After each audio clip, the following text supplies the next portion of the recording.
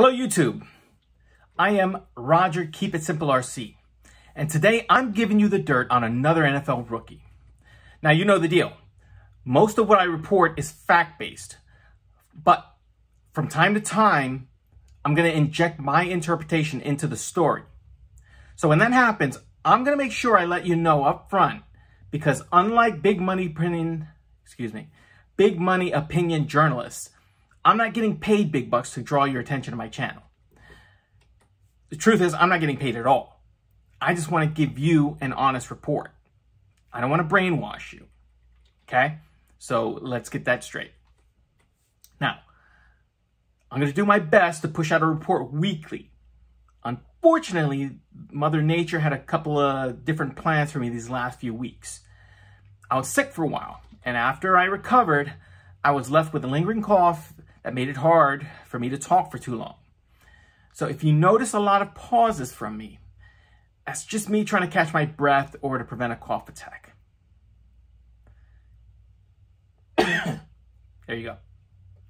In any case, welcome to Red Flags, the show that tries to dive into the history of prospects and reports on the source of their character concerns.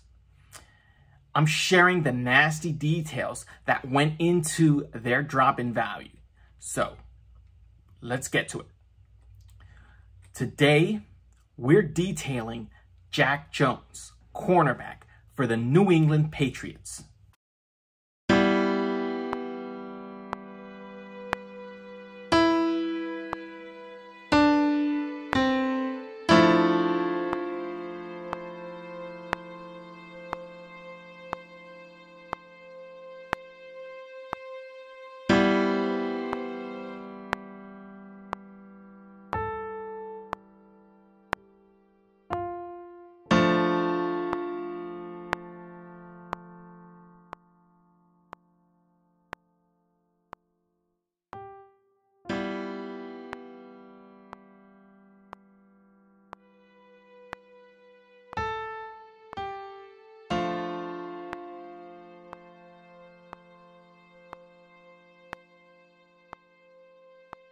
Patriots. Jackie Carlin Jones is from Long Beach, California, where he played high school football at the prestigious Long Beach Polytechnic High School. Now, if an opportunity were a superpower, one would argue that Mr. Jones is a mutant with the uncanny ability to make opportunity appear out of thin air. So, he lived in the Poly Apartments housing projects in Long Beach, right, California, with his mother, Keisha Jones. Now, kids played football on the asphalt grounds there, and it was there that Jack Jones discovered his passion for the game. Opportunity first hit young Jack at the ripe old age of 13, when he became familiar with former Super Bowl champion Antonio Pierce of the New York Giants. Now, I'll bet that Antonio caught wind of this young kid playing street football and encouraged his mother to allow him to pursue his passion.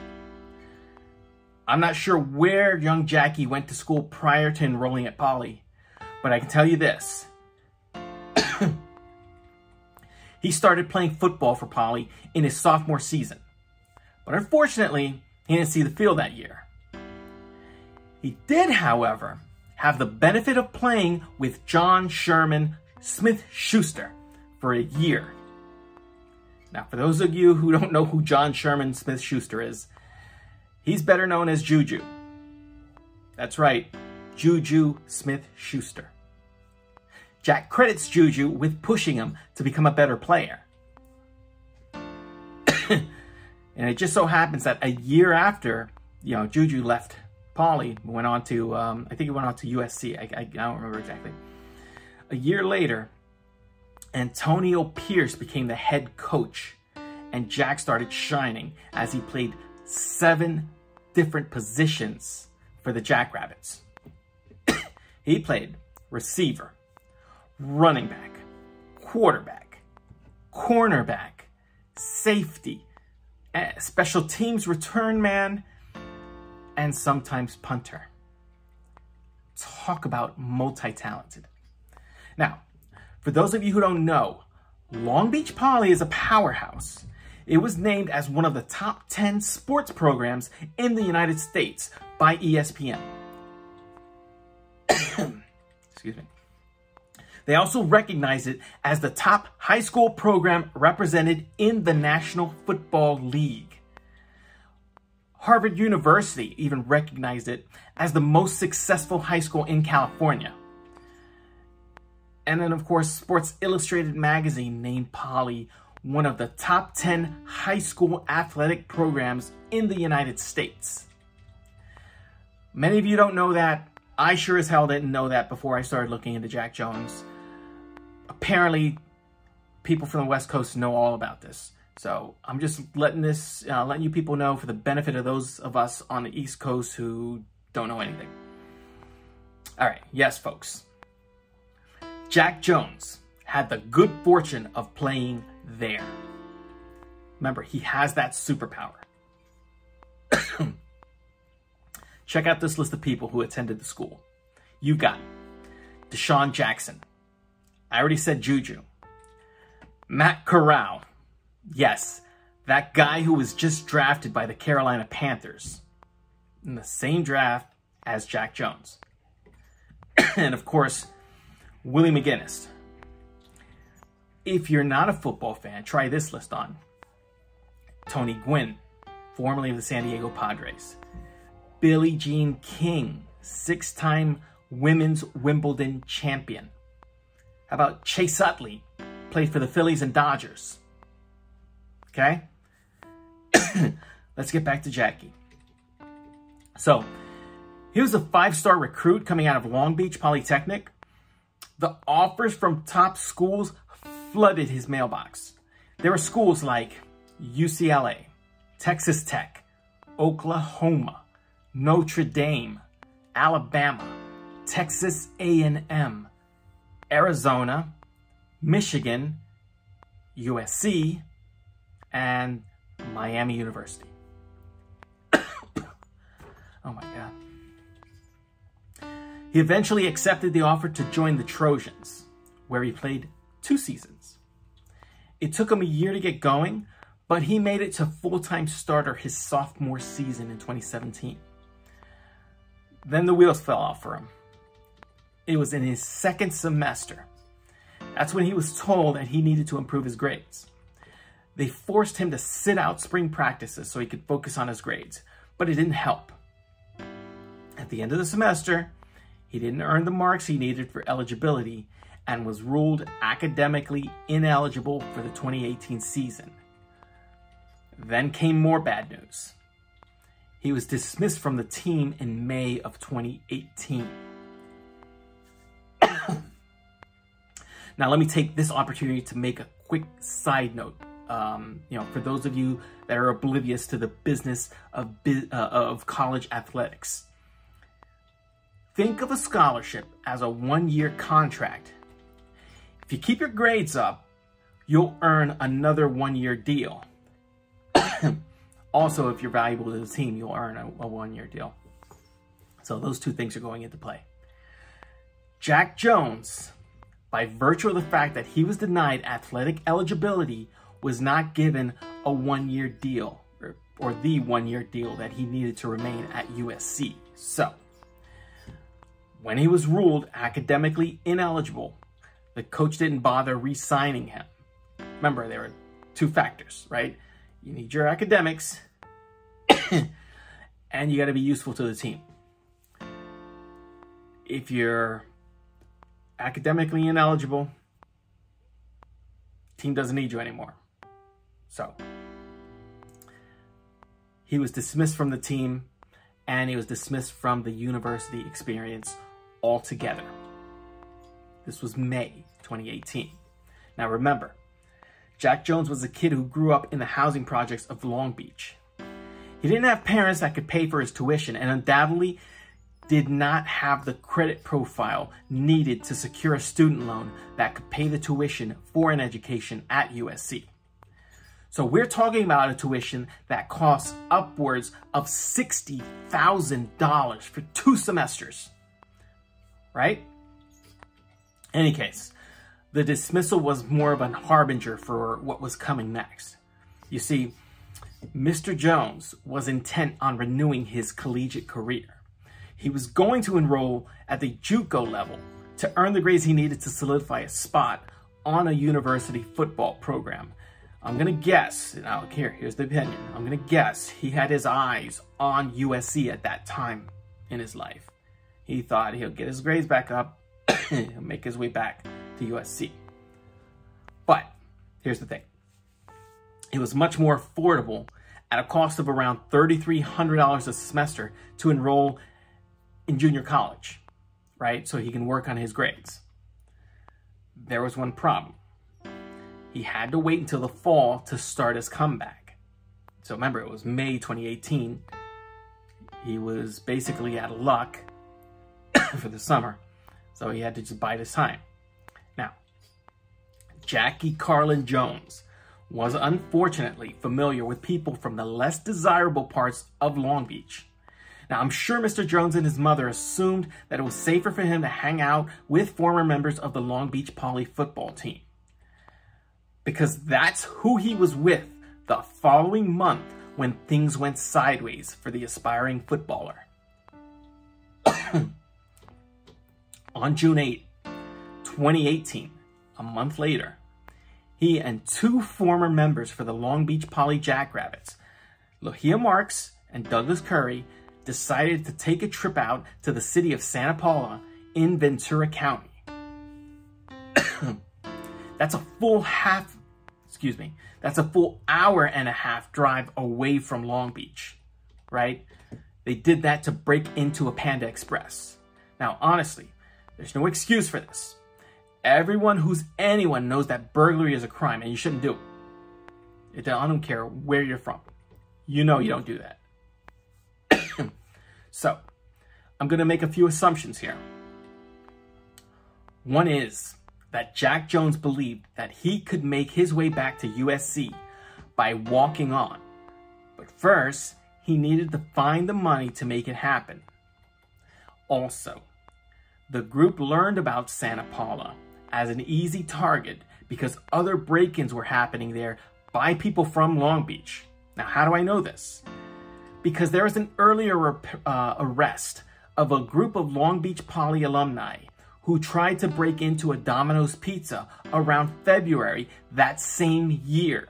So I'm guessing news traveled around that area, around Long Beach, saying, go to Santa Paula. Easy pickings. Here's another assumption. It's that he and his buddies believed that driving to a location where no one can recognize you gave them an advantage towards successfully executing the operation. Okay, now I'm going to give you my final assumption.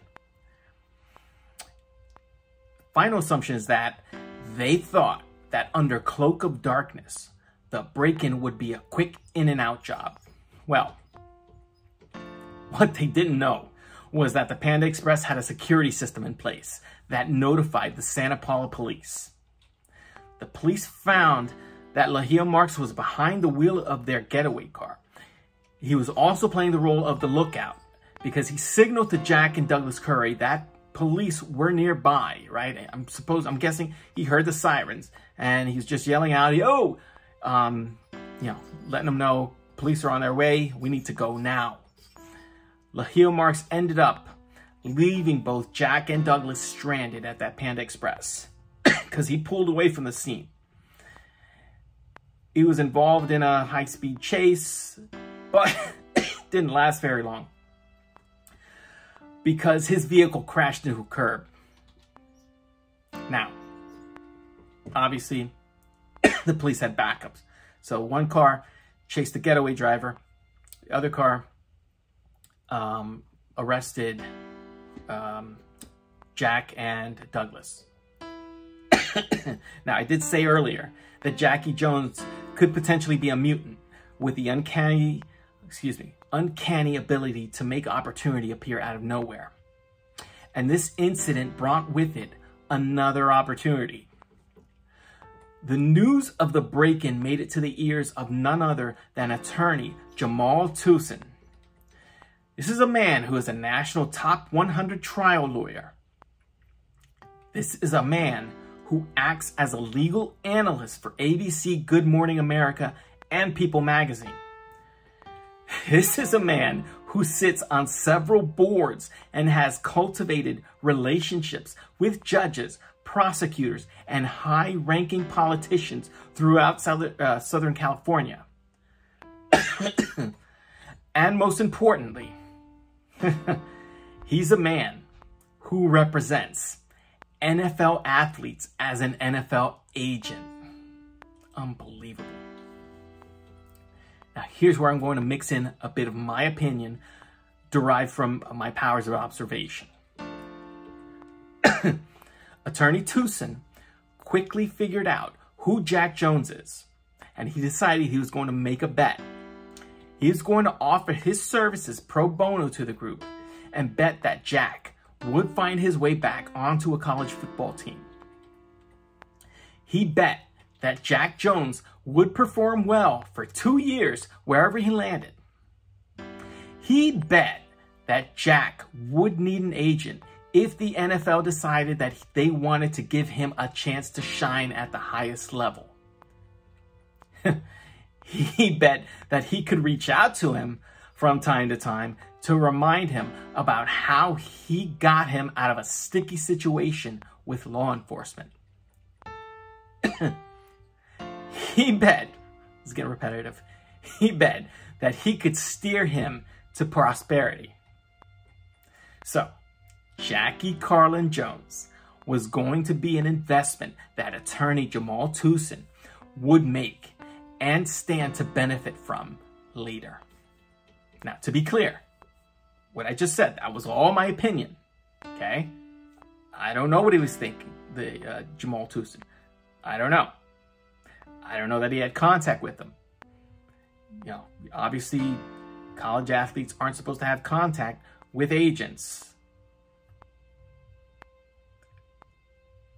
I guess they can have contact with the former attorney that helped bail him out of jail. So, Jack Jones was handed down a sentence of 90 days in jail. In came Jamal Tucson, and he brought it down to 45 days of house arrest. And with that began a renaissance for Mr. Jones.